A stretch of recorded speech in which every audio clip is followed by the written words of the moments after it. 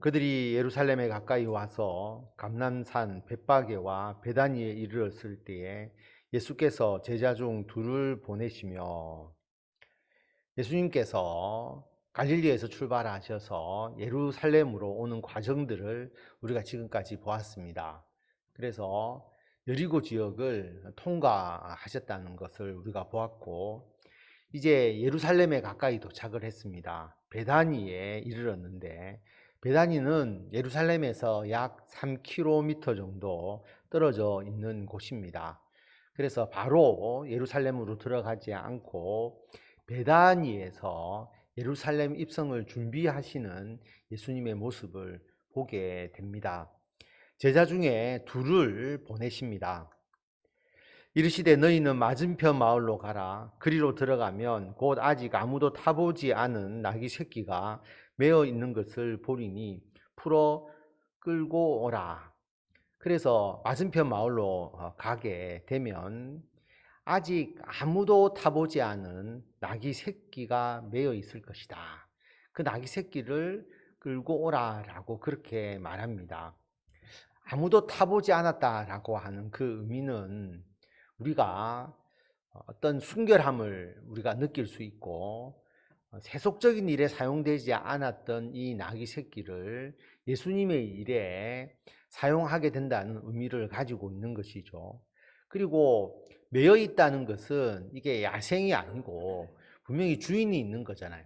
그런데 매여 있는 것을 풀어서 끌고 오라라고 그렇게 말합니다. 주인이 있는 것이지만 예수님께서 쓰시기 위해서 끌고 오라라고 그렇게 제자에게 명령하시고 제자들을 보내십니다.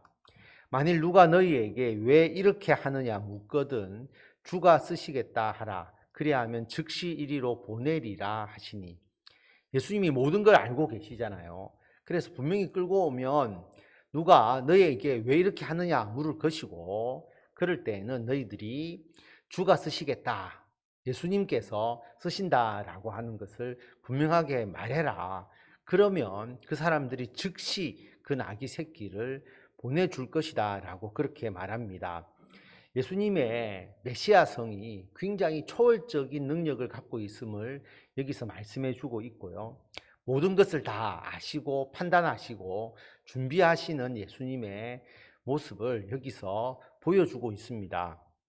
제자들이 가서 본즉 나귀 새끼가 문 앞 거리에 매여 있는지라 그것을 푸니, 실제로 예수님의 말씀대로 나귀 새끼가 묶여져 있었고 그것을 풀고 나귀 새끼를 끌고 오는 겁니다. 제자들이 예수님의 말씀대로 순종하고 있습니다.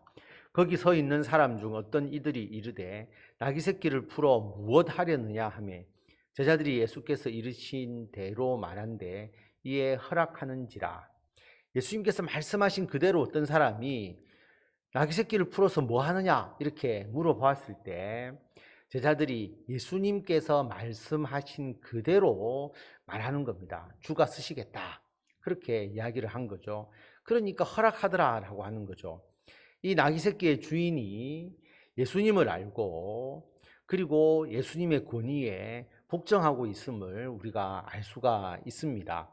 그래서 예수님의 말씀이 있고 그 말씀대로 제자들이 순종을 하고, 그러니까 그 예수님께서 쓰시고자 하시는 것을 가지고 있거나 또 그것과 함께 해야 될 사람들이 예수님의 권위에 순종해서 그 모든 일이 이루어져 가는 모습을 여기서 보게 됩니다. 나귀 새끼를 예수께로 끌고 와서 자기들의 겉옷을 그 위에 얹어 놓음에 예수께서 타시니, 많은 사람들은 자기들의 겉옷을 또 다른 이들은 들에서 벤 나뭇가지를 길에 펴며, 나귀 새끼를 예수님께 끌고 오니까 이제 나머지 제자들 또 주변에 있는 사람들이 그 나귀 새끼 위에 겉옷을 깝니다. 안장과 같은 역할을 하는 것이죠. 그런데 겉옷을 나귀 새끼 위에 깔고, 그리고 또 많은 사람들이 겉옷을 길가에 펴고 또 나뭇가지를 길에 펴고 또 종려나무 가지를 흔들고, 이런 모든 행위가 정치적 왕으로서 예루살렘에 입성하시는 메시아에 대한 기대에서 나오는 것이죠. 왕의 행차를 의미하는 겁니다. 그렇게 환영을 했다라고 하는 것입니다. 그런데 예수님은 예루살렘에 입성하는 것이 정치적 메시아로서 입성하시는 것이 아니라 평화의 왕으로서, 그리고 나귀 새끼를 타고 가시는 겸손의 왕으로서, 그리고 십자가에서 우리들의 죄를 대속하기 위해서 고난을 당하시는 고난의 메시아로서 그렇게 그 길을 걸어가시는 것이죠. 사람의 기대와 예수님께서 하시고자 하시는 그 뜻이 일치하지 않는 것을 우리가 잘 알 수가 있습니다. 앞에서 가고 뒤에서 따르는 자들이 소리 지르되 호산나 찬송하리로다. 주의 이름으로 오시는 이여 찬송하리로다. 오는 우리 조상 다윗의 나라여 가장 높은 곳에서 호산나 하더라. 왕으로서 예수님을 찬송하고 있습니다.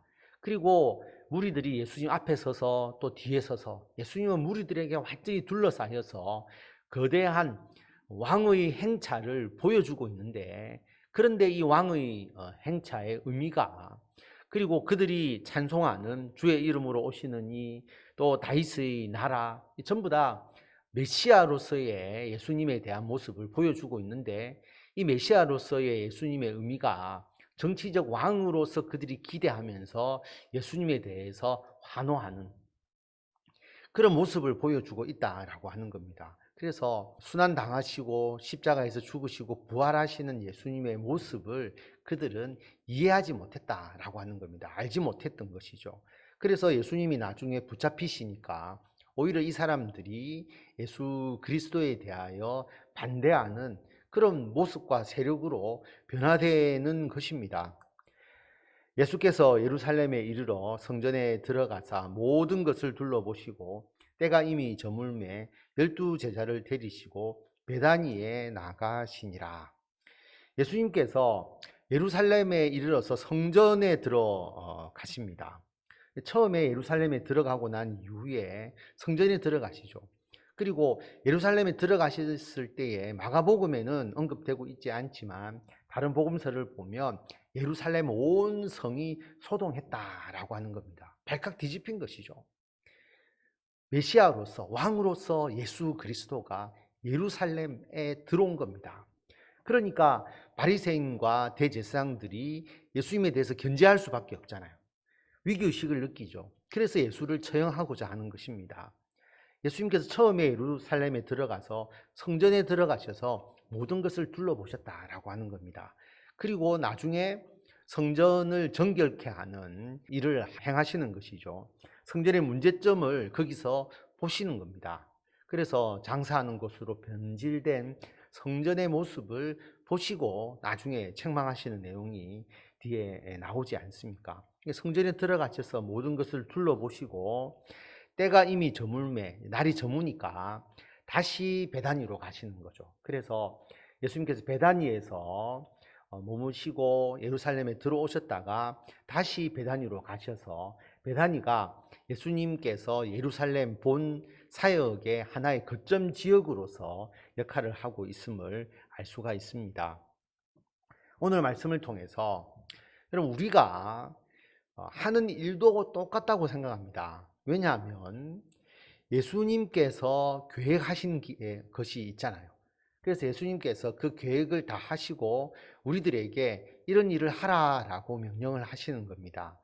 그러면 그때 일어날 일들이 있잖아요. 예수님은 그것도 아시고 그럴 때는 이렇게 대답하라 라고 말씀을 하셨을 때에 우리가 예수님의 말씀에 순종해서 그 일을 하게 되면 예수님의 말씀대로 그 일이 이루어지면서 우리가 하는 일이 예수 그리스도의 일이 되고 하나님의 나라의 일이 되는 것이죠. 그래서 제자들이 한 것은 나귀 새끼를 끌고 온 것에 불과합니다. 그런데 그 나귀 새끼가 메시아로서 예수 그리스도가 예루살렘에 입성하는 하나님의 예언을 이루는 도구가 되는 것이죠. 그래서 우리가 그 모든 내용을 다 알고 그 일을 하는 것이 아닙니다. 하나님의 뜻을 완벽하게 알고 우리가 모든 일을 행하는 것이 아니고요. 어떻게 보면 우리는 일상생활일 수도 있고 그 뜻과 의미를 모르고 하는 일이 있을 수도 있지만, 우리가 기도하고 주께서 우리들에게 명령하시는 일들을 우리가 하나씩 하나씩 해 나가게 되면 그 모든 일이 주님의 계획대로 움직이게 되고 주님께서 우리들을 통하여서 하나님의 나라의 일들을 행하시는 것이다 라고 하는 겁니다. 그래서 가정과 직장과 교회에서 우리에게 주어진 일들 주의 말씀에 순종하면서 행하시고 그리고 그것을 통해서 주님의 영광 높이 드러내는 우리들이 되어야 합니다. 그런데 우리가 다 하는 게 아니거든요. 주님께서 말씀하신 대로 하면 다 예비되어 있는 겁니다. 그래서 그 일을 하면 하나님께서 그 모든 일을 이루도록 미리 준비되고 예비되어서 일이 이루어지게 되니까 여러분 걱정하지 마시고 주께서 맡기신 일 잘 감당하시고 그러면서 주님의 역사가 이루어지는 귀한 체험과 그 삶의 현장을 받아서 누리시는 성도 여러분이 되셔야 합니다. 두 번째로는 예수님의 어떤 부분에 환호하느냐라고 하는 겁니다. 예루살렘 사람들은 예수님의 그 정치적 왕으로서의 메시아에 그들은 환호를 했습니다. 그러다 보니까 예수 그리스도의 십자가의 순환에 대한 의미를 깨닫지 못한 것이죠. 여러분 우리는 예수님을 통해서 우리가 누리는 영광 그리고 우리가 원하는 대로 일이 이루어지고 또 주의 복과 은혜를 받는 거기에만 우리가 예수님에 대해서 감사하고 헌신한다면 예루살렘에 입성하시는 예수 그리스도를 환영하고 찬송했던 예루살렘 백성들 그들과 똑같이 되어버릴 수 있죠. 그들은 십자가의 예수님에 대하여서 받아들이지 않았습니다. 우리는 거꾸로 예수님의 십자가의 대속의 은혜에 대해서 감사하고 우리도 그 삶을 따르겠노라고 우리가 다짐하고 그 길을 걸어갈 때에 그뿐만 아니라 주님께서는 우리들에게 왕으로서 그리고 제사장으로서 선지자로서 진정한 예수 그리스도의 그 메시아적 의미를 우리가 깨닫게 되고 우리도 예수님처럼 왕같은 제사장으로서 그리고 하나님의 말씀을 대언하는 선지자로서 이 땅에서의 영광스러운 삶을 살게 해 주시는 것이다 라는 것을 기억하고 무엇이 먼저인지를 우리들의 마음에 새기고 예수 그리스도의 십자가를 그 은혜를 우리들의 심령에 새기면서 주님의 일을 감당하시고 그래서 이 땅에서 예수 그리스도에 힘입어서 왕으로서 제사장으로서 선지자로서 예수님의 메시아적 사명을 온전히 이어받아서 행하시는 우리 모든 성도 여러분들이 다 되시기를 바랍니다.